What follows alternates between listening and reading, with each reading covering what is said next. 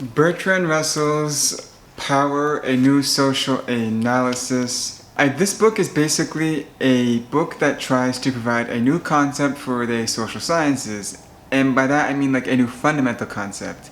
He gives the analogy of, in the same way that energy is the fundamental concept inside physics, power needs to be the new fundamental concept within the social sciences. The prologue even went so far as to say that he's the new Isaac Newton of social sciences. A good way to understand what he's getting at as well is, I think the physics analogy is really good, but on top of that, he compares his view to the views of others. He says that, for example, the self-interest given by Adam Smith, this notion that self-interest is the fundamental thing, is not good, it is wrong, or leads to a lot of confusion.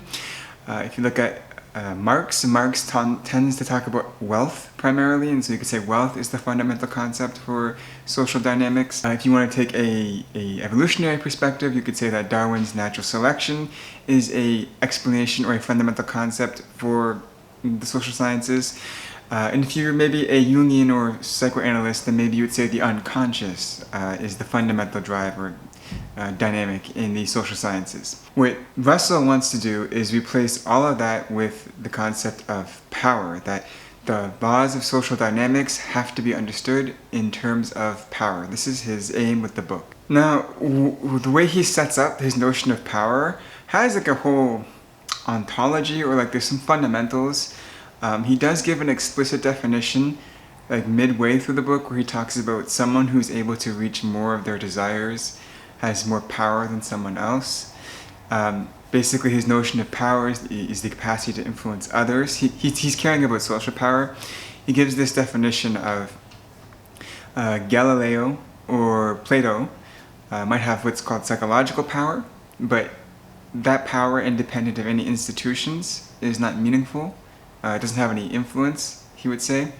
And he primarily is in this case cared about, again, influence and social institutions and the contributions they make towards power. So his ontology would be like, for example, the fundamental motive in human psychology is not, as Freud would say, the death instinct, or some kind of anxiousness, or some kind of neurotic split between like the superego id and the ego.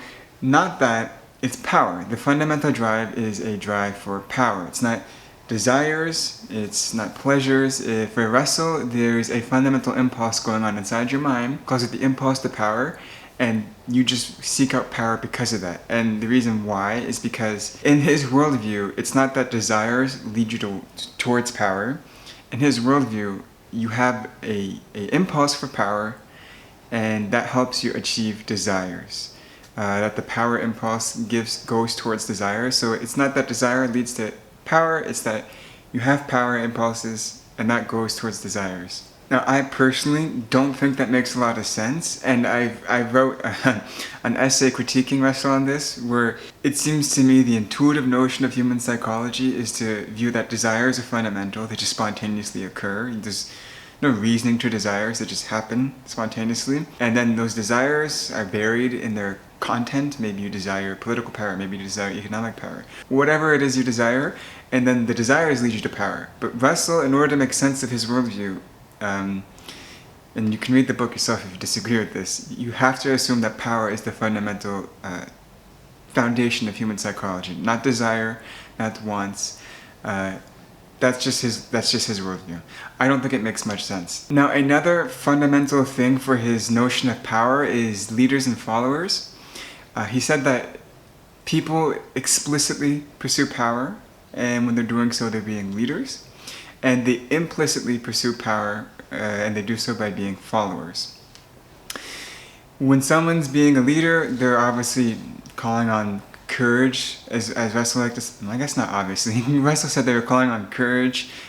Features of their character would lead them to become leaders. If they are competent at something, they would become a leader.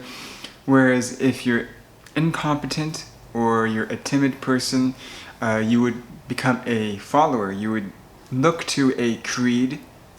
He says creeds are sources of power later on in the book.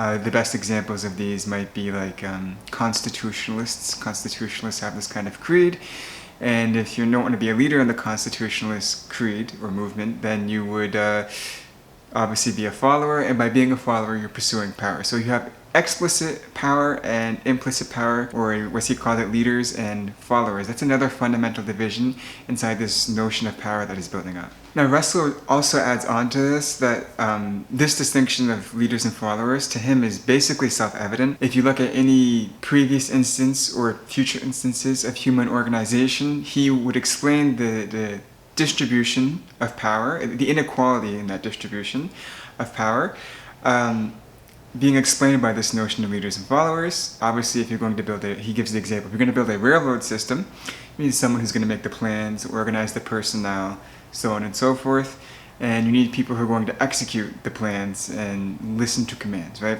You're going to wage a war, and current human structures dictate that you need a general, you need a commander-in-chief, you need officers, and you need grunts, you need foot soldiers, right? You need these distributions or inequalities of power. And Russell says that that is a necessary, I don't want to say evil, but it's a necessary, he agrees that it's unfortunate because Russell is very socialist. He has a whole argument for socialism in the back of the book, surprisingly.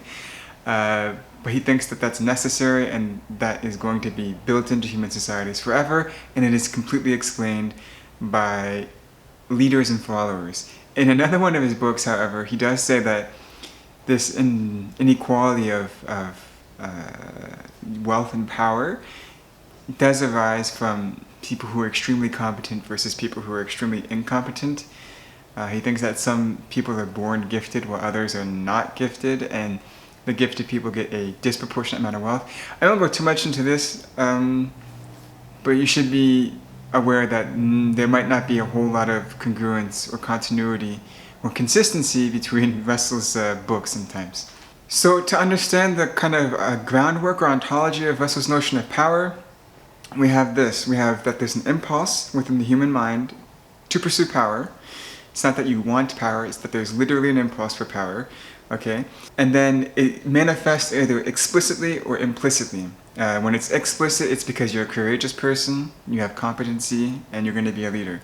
If you're a timid person, if it's an implicit pursuit of power, it is because you're a timid person and you have incompetency. And again, Russell believes that character happens to people, that is character traits, or character is deterministic on these explicit and implicit forms of power. And so that is Russell's ontology of power, or like his notion of what specifically it is. That's what power is as its physical form for him. Now from that he goes on to power types. In the book he actually mixes this up a lot, and I don't know. Okay, I'm just gonna take a leap of faith here. Power types, power kinds, and sources of power are all the same, despite the fact that they have different words. So they all belong to the same set. Because he says in the book that basically anything can be a source of power. And so I'm going to assume a source of power is the same thing as a power type, okay? I could be wrong about this, but he can't clarify. I didn't find a clarification in the book. He just said that anything can be a source of power. So he goes over these things called power types. The most prominent ones are what he calls like naked power, traditional power, hereditary power, power of opinion, what else? Economic power. Those kinds of power have their own chapters, okay? Those types of powers are the ones he talks about the most. But he also has chapters on things like priestly power and kingly power. So I'm also going to kind of steelman this and say that you can have kingly power and hereditary power. They're not exclusive, as well as economic power, right? These don't seem to be exclusive. It seems that you can have many power types at once, according to Russell. However, that kind of makes me question the organization of the book, because why separate economic power and kingly power? Because when he analyzes kingly power, he doesn't analyze economic power. He's strictly analyzing kingly power.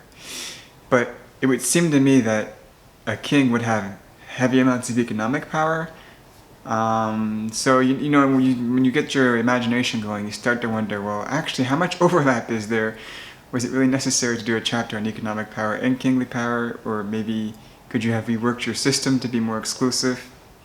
Maybe this is nitpicking, okay? At any rate, he takes these notions of power, such as traditional power, and applies them to history. This is what he does after he sets his groundwork for power. A good example is traditional power. Traditional power is defined as like power that is so set in stone that nobody thinks to question it. It is like habitual or a habit. Maybe a good example would be like a student who, like a 10-year-old or a 12-year-old who's going to school might not think to question their teacher's authority, when in reality, if they did, they might find that they have more civil liberties than they first thought. So a power that is habitual, you don't think to question it. This is what traditional power is. He applies this to the Catholic Church. In fact, he says traditional power is, for the most part, a religious power. This is the primary institution where it manifests. Hard to disagree with that, okay? But for him, he says this is the primary institution where it mostly manifests. And he uses this traditional power theory or idea to explain the downfall of Catholicism. He said that because Catholicism relied primarily on traditional power, that in the context of what he called revolutionary power, looking at France primarily, that traditional power just fell in on itself and revolutionary power arose, and so any institution that was depending on traditional power would just disappear in and of itself. And that's actually quite interesting, because he's making up two new variables to explain change. That is very interesting, right? It's not that people were against religion or anything of that sort, it's that people were against traditional power, and anything that relied on traditional power disappeared. That's an interesting claim.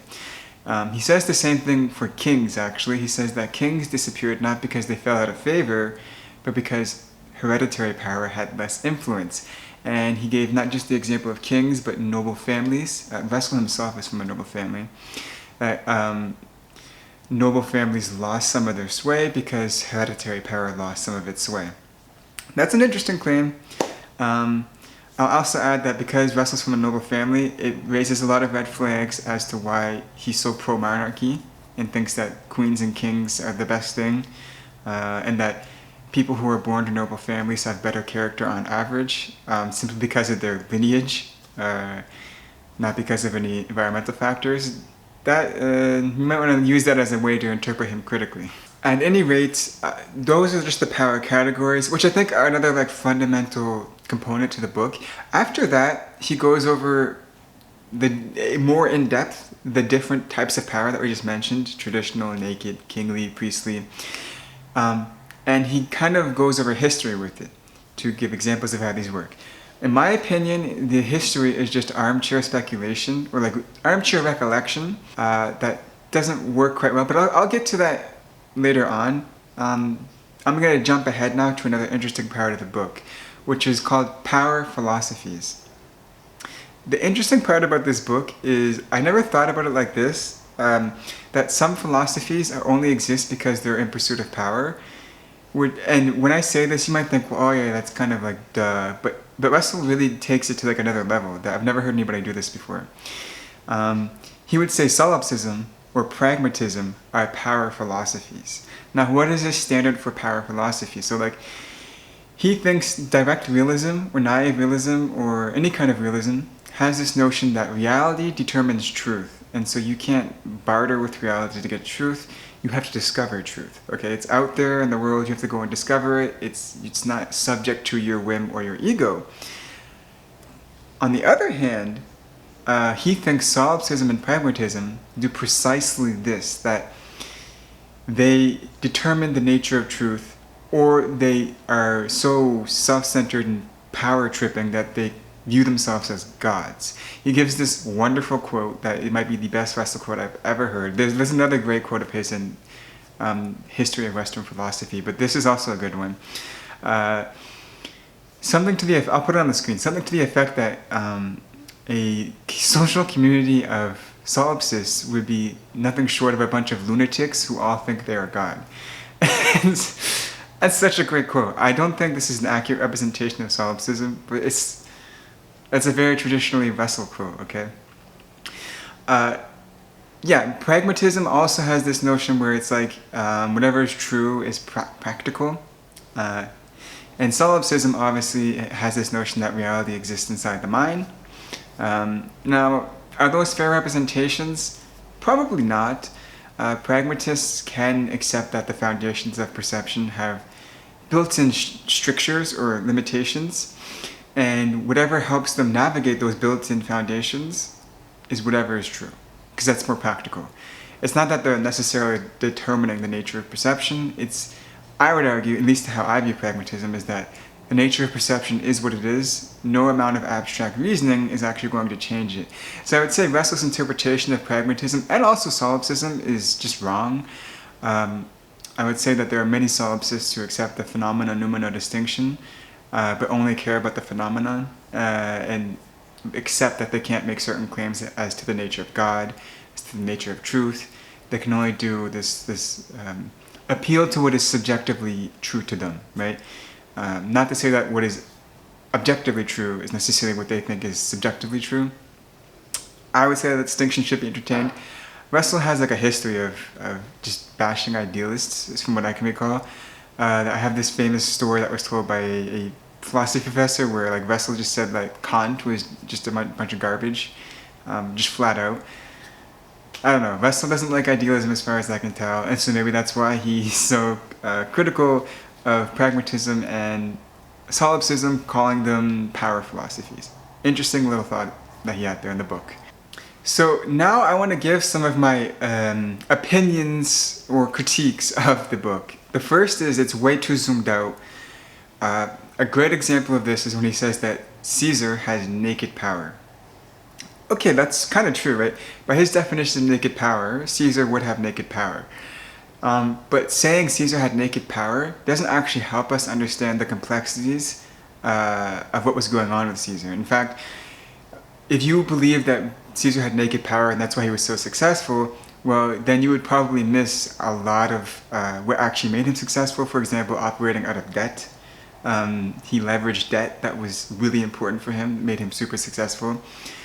He was very charitable with his enemies. He didn't go around killing everybody. On top of that, he was very persuasive in his speech. He also had loyalty from his troops. He wasn't just someone who had this brute force power, where he did do that though. I mean, don't get me wrong, he did execute towns. This was a Roman emperor after all, right? But simply saying Caesar had naked power doesn't really help you understand the complexity of Caesar. Which leads me to my next point, namely that there was too much anecdote. I feel like Russell gave way too many anecdotes, kind of like even dealing with the notion of traditional power and the decline of Catholicism. All the examples he gave were just these like anecdotal understandings of history. There were no quantitative studies. There was no quantitative history involved whatsoever. There was very little direct analysis of primary sources. It was all just his recollections of history. It was kind of like someone who's been reading his whole life history books, kind of reconstructing the narrative of the books that he read. And I didn't find that they were too factually wrong, in the sense that, like, loosely speaking, yeah, I can agree with them. But I could tell right away that if we were to open up these sources and subject them to more scrutiny, maybe Russell's interpretation of those things would be up for debate, right? So in that sense, there's too many anecdotes, too many armchair recollections of history. The other thing I don't like about the book is it's not rigorous enough. He doesn't really, I wish he would have spent, I wish the book was like 400 or 500 pages, right? It's only 256 or 86. It's not a big enough system. The first 2 or 3 chapters sets the groundwork, but that's like after that it's all applied. And again, like going back to not discussing even like kingly power, economic power, mutually exclusive, is there overlap? I wish he would have created more mutually exclusive categories. I wish he would have had more kind of discrete categories that held things. It seems more like these things are just like a continuity, and you can apply You can apply economic power to kingly power. You can apply creed power to kingly power. Basically, they all apply to one another, so much so that it doesn't make much sense. On top of that, when he talks about how, for example, Catholicism declined because of the decline of traditional power, well, again, Catholicism also had the power of creeds. There was creedly power. They also had priestly power. Arguably, they had economic power. And just it doesn't seem like a rigorous enough study to establish something like the new fundamental concept of social sciences is power. Which brings me to my next point. There's a lot of intellectual problems with the book as well. His definition of power doesn't hold up to a lot of the other things he said in the book. In fact, at one point he literally says that you can choose to be a leader and pursue power, or you can choose to be a follower and not pursue power. But by his own definition of power, people have to, by definition, pursue power. He says that people can only reach their desires and goals by pursuing power. But then he says later on that people pursue things that lead to less power. There are a lot of intellectual issues with the book. I have an essay I wrote that if you want to hear more about those, I'll link it down below in the description. Basically, there are some intellectual problems with the book, and the book is not systematic enough. So who should read this book, right? This is the next thing you want to hear. Anybody who is a massive Bertrand Russell fan, like, don't get me wrong, I have critiques of Russell, but I still like to read his books. Anybody who's a massive Bertrand Russell fan, it's worth reading the book. It's more of a fun read than it is like an educational read. Maybe it's educational in the sense that like you shouldn't be doing this again. And two, anybody who wants to study power systematically, could you skip this book? Yes, but if you want to have a creative understanding of power, then I'll say on Russell's behalf that what he did good here was things like hereditary power, traditional power. These are very interesting categories. You could take those categories and kind of step off from where he left off, right? You could refine them, maybe include some mutually exclusive definitions so that they can't overlap so easily, and maybe make it more meaningful when you say things like the decline of traditional power led to the decline of the Catholic Church, right? So if you have a more rigorous approach to the book, maybe you can go and find interesting correlations according to your axioms. So if you like want to have a good study on power in general, then the book is interesting, and I would read it for that.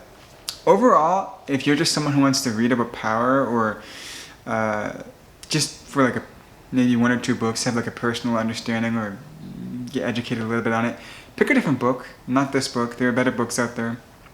And two, if you're just looking for fun, yeah, don't read this book. I would say this book is like 3 out of 5 stars. It is not the best of Bertrand Russell's books. His History of Western Philosophy, which also has a lot of interesting opinions in it, is a much better book, much more rigorous book as well. I would choose that book over this book, but I digress. With that being said, this is my review of Bertrand Russell's book on power. Bye bye.